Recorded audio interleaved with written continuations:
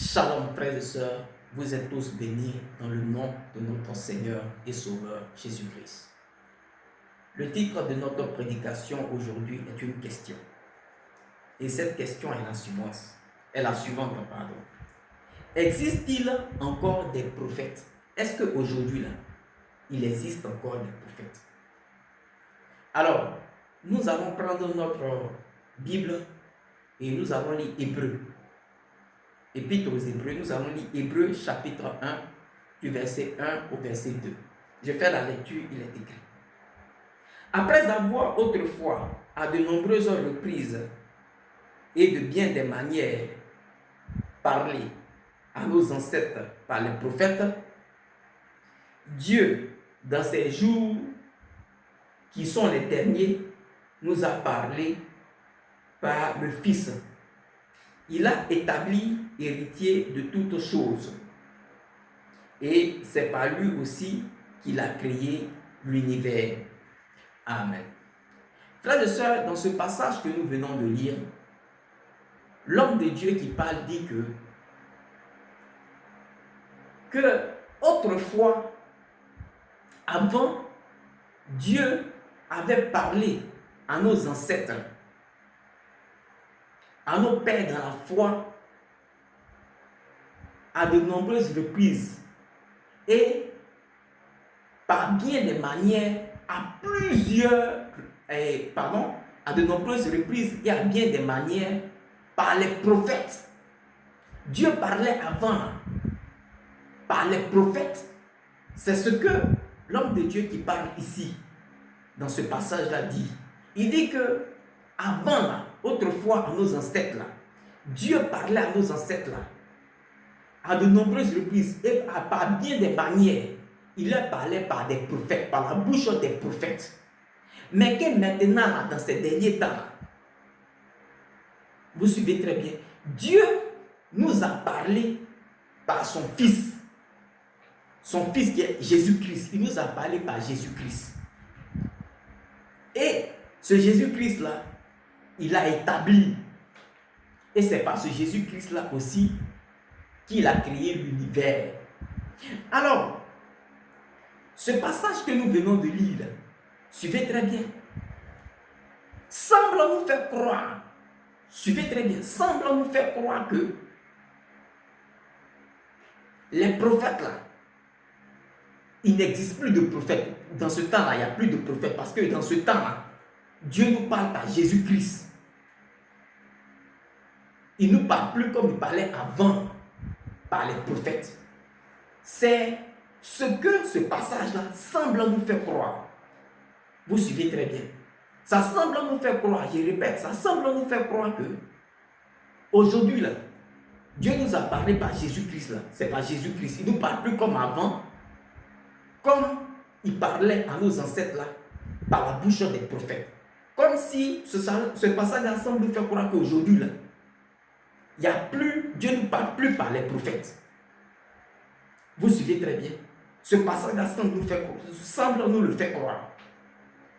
Et ce passage-là, il y a bien des hommes de Dieu, beaucoup, qui l'utilisent pour dire que aujourd'hui où on est là, il n'y a pas de prophète. C'est par Jésus-Christ que Dieu nous parle. Le Saint-Esprit, c'est par lui qui parle, il n'y a pas de prophète. Vous suivez très bien. Est-ce que c'est comme ça qu'il faut comprendre le passage? La fin, eux interprètent là. Est-ce que c'est comme ça qu'il faut comprendre le passage? D'abord, pour commencer, frères et sœurs, sachez une chose. Quand ce passage-là dit, suivez très bien, que avant, là, Dieu nous parlait à nos ancêtres là, a parlé à nos ancêtres avant, à de nombreuses reprises, et par bien des manières, par la bouche des prophètes là, et qu'aujourd'hui il nous a parlé par son Fils Jésus-Christ là. Quand ce passage-là nous dit ça là, il faut comprendre déjà qu'aujourd'hui encore là, Dieu nous a parlé par un prophète, parce que Jésus-Christ son Fils là, c'est un prophète. Vous suivez très bien. Jésus-Christ son Fils là, c'est ce que beaucoup de pasteurs ont raté. Jésus-Christ son Fils là, par qui nous a parlé aujourd'hui dans ces derniers temps, comme il dit dans ces derniers temps, lui-même là, il est prophète. Parce que Jésus était prophète. Vous suivez? Donc, ce passage-là ne dit pas que aujourd'hui là, Dieu ne nous parle pas par les prophètes. Dans ces derniers temps-là, Dieu ne nous parle pas par les prophètes. Et nous allons voir ça. Que ce passage n'est pas en train de nous dire que les prophètes là, ça avant. Qu'aujourd'hui, il n'y a pas de prophètes. Ce passage-là n'est pas en train de nous dire ça. Beaucoup de prétendus pasteurs et autres enseignent ça dans les assemblées pour faire croire aux gens que Dieu ne nous parle pas aujourd'hui par les prophètes, qui nous parle par Jésus-Christ, son fils, parce que ce passage-là dit ça. Mais son fils Jésus-Christ, là, il est prophète ou bien il n'est pas prophète? C'est question. D'ailleurs, c'est le plus grand prophète même. C'est question. Donc, penser cela, c'est raté. Et nous allons voir, c'est-à-dire c'est raté, c'est faux de penser cela. Alors, nous allons voir quelque chose pour faire comprendre aux uns et aux autres qu'aujourd'hui encore, là, Dieu nous parle par la bouche des prophètes. Alors, nous allons prendre notre Bible et nous allons lire 1 Corinthiens chapitre 12. 1 Corinthiens chapitre 12. 1 Corinthiens chapitre 12. Voilà. 1 Corinthiens chapitre 12, le verset 28. 1 Corinthiens chapitre 12, le verset 28. J'y suis. Je fais la lecture, il est écrit. Dieu a établi dans l'Église, premièrement, des apôtres. Deuxièmement, des prophètes. Troisièmement, des enseignants. Ensuite viennent les miracles, puis les dons de guérison, les aptitudes à secourir, à diriger, à parler diverses langues. Je vais m'arrêter là.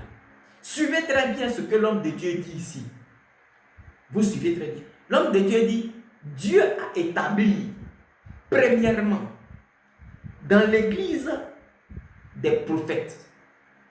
Deuxièmement, dans l'Église, des apôtres. Deuxièmement, des prophètes. Voilà qu'il est clair. Et Dieu a établi, premièrement, dans l'Église, les apôtres. Deuxièmement, des prophètes. Or, quand on parle de l'Église, on parle de l'Église de Jésus-Christ, qui est née après la résurrection du Seigneur Jésus-Christ.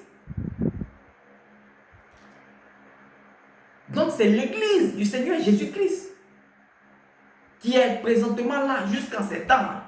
Dedans, il établit premièrement les apôtres que vous connaissez, que nous connaissons, Pierre, Paul, etc. Il établit aussi des prophètes. Secondement, des prophètes. Donc, ça veut dire dans ces temps-ci, où il a parlé par Jésus-Christ, son fils, là, suivez très bien, il a aussi établi des prophètes dans l'Église. Dans l'Église, dans ces temps-là, il y a des prophètes.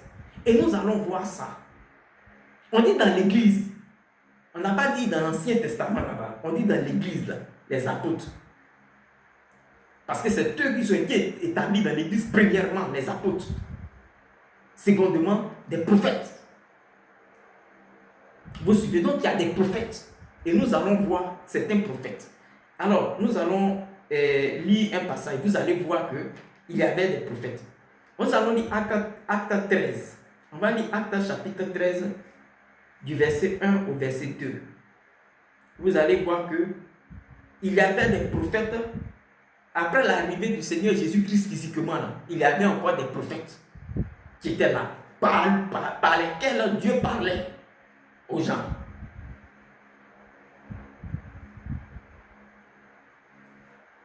Acte chapitre 13. Acte chapitre 13, du verset 1 au verset 2. On va lire juste du verset 1 au verset 2. Je lis, il est écrit. Acte chapitre 13, du verset 1 au verset 2, il est écrit.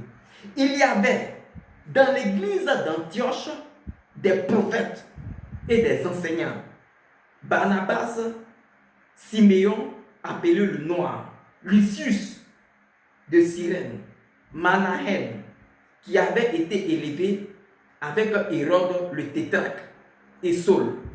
pendant qu'il rendait un culte au Seigneur et qu'il jeûnait, le Saint-Esprit dit, mettez-moi à part Barnabas et Saul pour la tâche à laquelle je les ai appelés. Amen. Vous suivez très bien. La Bible dit dans ce passage-là qu'il y avait dans l'église d'Antioche des prophètes et des enseignants. Et puis le Saint-Esprit a parlé par eux. Mettez-moi Paul et Barnabas à part. Mettez-moi Paul et Barnabas à part. Oh, le Saint-Esprit, c'est Dieu. Le Saint-Esprit, c'est Dieu. Il a parlé par les prophètes. Mettez-moi Paul et Barnabas à part. Dans l'église d'Antioche, il y avait des prophètes. Vous suivez très bien. Donc, le verset de Hébreux, chapitre 1, du verset 1 au verset 2, n'est pas en train de nous dire que, suivez très bien, que présentement, avec l'arrivée du Seigneur Jésus-Christ, là, quand Jésus-Christ est venu, ça veut dire qu'il n'y a plus de prophètes. Dieu ne parle plus par les prophètes. C'est faux. Dieu parle par les prophètes. J'ai dit tout ce que Dieu n'a pas sémé, là, ça sera déraciné. Tous les faux enseignements qui sont donnés, que Dieu n'a pas sémé, on va déraciner ça. Alors, on va lire un autre passage dans Actes, chapitre 21. C'est là que nous allons nous arrêter. Actes, chapitre 21. Et nous allons lire le verset, du verset 8 au verset 11. Actes, chapitre 21, du verset 8 au verset 11. Alors, je demande votre attention, il est écrit. Nous sommes repartis le lendemain pour Césarée. Là, nous sommes entrés chez Philippe l'évangéliste, qui était l'un des 7, et nous avons logé chez lui. Il avait 4 filles vierges qui prophétisaient.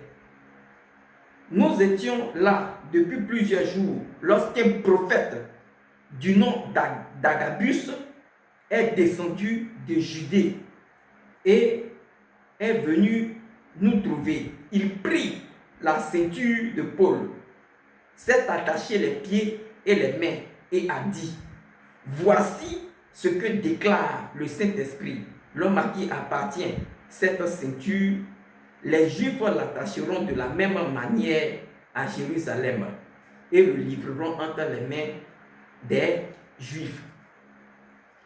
Amen. Voici qu'il est clair, frères et sœurs, dans ce passage, cet autre passage que nous venons de lire, de Actes chapitre 21, du verset 8 au verset 11, la Bible dit qu'il y a un prophète du nom d'Agabus qui est venu et qui a prophétisé. Par le Saint-Esprit, Dieu a parlé par lui. Ça, c'est dans le Nouveau Testament. Il a parlé par lui. Et puis, il a dit que, mais, il a pris ceinture, il a attaché. Et puis, il dit, bon, voilà, de la façon ceinture était attachée là, celui qui a fait attaché ceinture là, celui qui a ceinture là, c'est comme ça que les gens vont l'attacher à Jérusalem. Il parlait de Paul.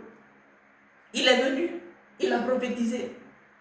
Dieu, cet esprit, a parlé au travers de lui. Vous suivez très bien. Alors, c'est faux de dire que le passage de Hébreux, chapitre 1er, Hébreux chapitre 1er, du verset 1 au verset 2, est en train de dire que c'est avant que Dieu parlait par les prophètes.